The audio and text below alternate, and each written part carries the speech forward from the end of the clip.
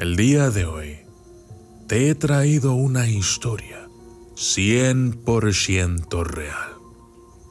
Ha sido narrada y compartida de primera mano por la persona a quien le sucedieron los siguientes eventos. ¿Estás listo? Comencemos. El secreto de la selva. La leyenda de los sisimites. Didier Medina me compartió su historia y dice: permítame compartirles un relato estremecedor que, sin duda alguna, merece ser contado. Mi padre siempre mostró un ferviente entusiasmo por la cacería y la búsqueda de tesoros ocultos. Por ello, solía emprender frecuentes expediciones con sus amigos hacia remotas localidades, adentrándose en los vestigios de antiguas haciendas en pos de riquezas olvidadas. Fue así como, en el transcurso de sus peripecias, entabló amistad con un hombre oriundo de Xpujil, en Campeche, a quien conoció en Mérida. Este singular compañero compartió con mi padre sus conocimientos sobre la región en la que vivía, una zona rica en cacería y rodeada por la densa selva. Además, reveló la existencia de enigmáticos sitios arqueológicos, aún vírgenes a la presencia humana, que yacían ocultos entre la espesura. A mi padre le fascinó la idea, pues ese entorno combinaba a la perfección con sus pasiones: la selva, la cacería y la aventura por descubrir tesoros ocultos. En la primera oportunidad, durante un puente vacacional, mi hermano mayor, mi padre y yo nos encaminamos hacia Xpujil, Campeche. En aquel entonces yo tenía 13 años y cursaba la secundaria, mientras que mi hermano contaba con 15 años. Aquella travesía tuvo lugar en 1981. Al arribar a Xpujil, Mateo, el amigo de mi padre, nos dio la bienvenida y nos hospedó en su hogar. Aquella jornada había sido extenuante, pues el viaje desde Mérida hasta Xpujil resultó ser muy largo, y llegamos ya entrada la noche. Mientras mi padre y Mateo degustaban un café, conversaron sobre los planes para el día siguiente. La idea era partir muy temprano hacia Xcán, en Campeche, casi en la frontera con Guatemala. Desde allí, nos adentraríamos aún más en la selva, aproximándonos a un territorio guatemalteco, donde no solo abundaban tapires, faisanes, cojolitos y majestuosos ciervos, sino que también se escondían entre la espesura algunos sitios arqueológicos aún inexplorados. A la mañana siguiente, puntualmente a las 5, dejamos Xpujil y alrededor de las 8 ya nos encontrábamos en Xcán. Hicimos una parada en la tienda local para abastecernos de agua y refrescos, mientras mi hermano y mi padre revisaban la camioneta para asegurarse de que todo estuviera en orden. Yo me quedé en el interior de la tienda con Mateo y el tendero. En un momento, el tendero preguntó a don Mateo: ¿hacia dónde se dirigen? A lo que Mateo respondió: vamos a tomar la brecha rumbo a Guatemala. Yo estaba en unos sacos de maíz dentro de la tienda, disfrutando de un soldado de chocolate, pero no pude evitar escuchar la conversación. El tendero le advirtió a Mateo: mi consejo sería que no vayan. Un grupo de cazadores que llegó de México en un safari nunca regresó por aquí.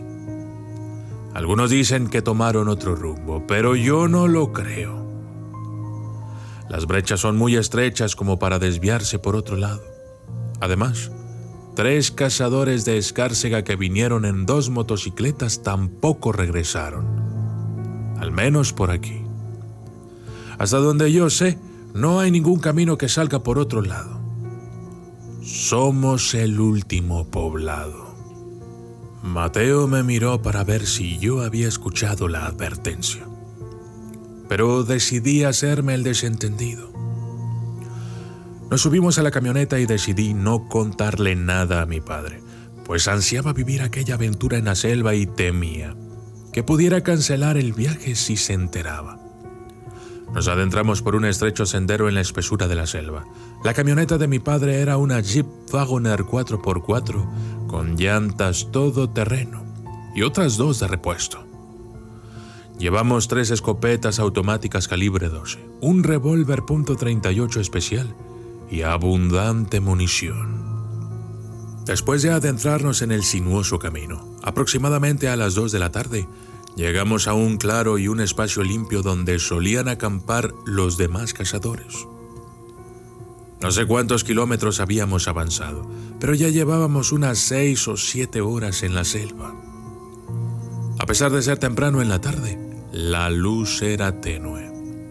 En ese momento, mi hermano, que estaba en la parrilla de la camioneta, señaló: «Oye, papá, parece que hay un carro metido ahí dentro del monte». Todos miramos hacia donde señalaba y, efectivamente, al fondo se veía un vehículo Safari Volkswagen, oculto entre las ramas. De inmediato recordé lo que había mencionado el tendero sobre los cazadores desaparecidos. Mateo me miró y, aunque no dije nada, noté su preocupación. Lo único que mi padre comentó fue que quizás pertenecía a cazadores que habían llegado antes de nosotros. Mi padre preguntó a Mateo qué distancia nos separaba de las primeras ruinas. Mateo respondió que aproximadamente 3 kilómetros, pero que el trayecto sería difícil debido a que la vegetación había invadido el camino, a pesar de contar con la camioneta todoterreno. Durante el recorrido, me llamó la atención el profundo silencio que reinaba en el lugar. La selva no era tan alta en ese tramo, pero sentía una extraña sensación, como si algo o alguien nos estuviera vigilando. No podía dejar de pensar en las palabras del tendero acerca de los cazadores que nunca regresaron. Ya en el sitio arqueológico, descendimos todos de la camioneta y mi padre comentó: «Este es un lugar perfecto para acampar». El amigo de mi padre, Mateo, advirtió que casi nadie acampaba allí debido a fenómenos extraños, como que de pronto te lanzaban piedras o podías escuchar ruidos misteriosos. Mi padre, sin embargo, desestimó sus comentarios. «Son tonterías. Lo que ocurre es que en las ruinas siempre hay aluches o dueños del monte. Con no hacerles caso es suficiente». Mi padre dio la vuelta a la camioneta, apuntándola hacia la brecha por donde habíamos llegado. Comenzamos a descargar el equipo y montamos 2 tiendas de campaña. Eran casi las 5 de la tarde y el sol comenzaba a ocultarse. Instalamos una tienda grande entre las ruinas y la parte trasera de la camioneta, mientras que Mateo se acomodó en una tienda pequeña a un lado. Mi padre estaba entusiasmado, y mientras preparaba café en su estufa portátil de gas, comentó: «Mañana será un gran día». Aproveché el momento en que conversaban para contarle a mi hermano lo que había escuchado en la tienda. Me regañó por no haberle dicho nada a mi padre. Alrededor de las 8 de la noche, finalmente nos acostamos a dormir. Habían pasado apenas unos 20 minutos, cuando, de repente, escuchamos los gritos desesperados de Mateo. Don Laurencio, auxilio, ayúdeme, ayúdeme». Mi padre tomó la escopeta y antes de salir, nos ordenó quedarnos dentro de la tienda. Acto seguido, escuchamos varios disparos, gritos, gruñidos y más disparos. Parecía que alguien se estaba llevando a Mateo, pues los gritos y los disparos de mi padre se alejaban cada vez más. De hecho, recargó la escopeta en 2 ocasiones. Mi hermano y yo tomamos las lámparas grandes de nuestro padre, y cuando mi hermano iluminó el área, descubrimos algo aterrador. En medio de la oscuridad, incontables ojos brillantes nos observaban desde todos lados. A un costado de las ruinas mayas, en el monte, en la oscuridad, estaban en todas partes.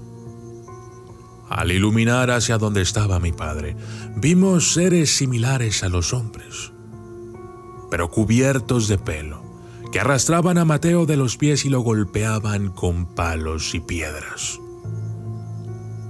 Mientras él gritaba, noté que uno de esos seres se acercaba sigilosamente a mi padre. Mi hermano y yo sabíamos disparar, así es que él no dudó en hacerlo, y al parecer, acertó, porque la criatura cayó al borde del monte. En ese momento, una lluvia de piedras comenzó a caernos. Mi padre retrocedió, sin dejar de disparar. Yo iluminé en todas direcciones y vi múltiples ojos por doquier. Disparé varias veces, y los gruñidos intensos y el lanzamiento de piedras y palos no cesaban. Una de esas piedras impactó en mi pecho, y otra golpeó la frente de mi hermano dejándole una herida. Mi padre gritó: «¡Ya se llevaron a Mateo! ¡Rápido! ¡Métanse en la camioneta!». Una vez dentro, mi padre anunció: «Vamos por ayuda al pueblo». Con las escopetas preparadas y las municiones recogidas de la tienda de campaña, subimos a la camioneta y nos pusimos en marcha. Durante un tiempo, escuchamos el sonido de palos y piedras golpeando la camioneta mientras avanzábamos. Al llegar al claro, seguimos de largo y al pasar, los ataques cesaron y continuamos nuestro camino. Mi hermano le contó a mi padre lo que había escuchado en la tienda. Mi padre simplemente movió la cabeza, lamentando: «Deberías habérmelo dicho». Aproximadamente a las 4 de la mañana, regresamos al poblado de Xcan. Fuimos directamente con la persona de la tienda y lo despertamos, quien resultó ser el comisario del pueblo. Mi padre le contó todo lo sucedido y le insistió en que debían rescatar a Mateo, pues esas criaturas lo tenían cautivo. El comisario preguntó: ¿lograron matar a alguna de esas cosas? Mi padre respondió: sí, a varios. El comisario nos explicó que muchas personas del poblado estaban aterrorizadas y que otras ya se habían marchado, debido a que en la zona había numerosos sisimites, una especie de seres similares a monos gigantes, con cuerpos cubiertos de pelo y que vivían en la selva. Lamentablemente, nos advirtió que nadie estaría dispuesto a ayudarnos. En ese instante, varias personas del pueblo, atraídas por el ruido, se acercaron mientras conversábamos con el tendero. Lo llamaron aparte y comenzaron a hablar en voz baja, como en secreto. Aunque no entendía absolutamente nada, ya que hablaban en maya. Pero mi padre nos ordenó: súbanse a la camioneta. Mi padre se acercó al vehículo con nosotros, guardó la pistola en su cintura y tomó la escopeta en sus manos. El grupo de personas, unas 10 en total, comenzó a acercarse con machetes en las manos. Mi padre les advirtió que retrocedieran, pero al no detenerse, abrió fuego con la escopeta. Varios cayeron, mientras otros seguían avanzando. Cuando se le acabaron los cartuchos de la escopeta, tomó la pistola y disparó a quienes se acercaban. Casi los mató a todos. Nos subimos rápidamente a la camioneta y salimos a toda prisa del poblado. Al escapar, mi padre nos confesó que, como sabía hablar maya, Había entendido que si habíamos matado a alguno de los seres de la selva, debían entregarnos a los dueños del monte para apaciguarlos. De lo contrario, tomarían venganza con la gente del pueblo. Avanzamos sin detenernos en Xpujil y continuamos hasta Mérida. En el camino, mi padre nos advirtió que había matado a muchas personas y que no sería prudente comentar aquello con nadie, pues podría terminar en la cárcel.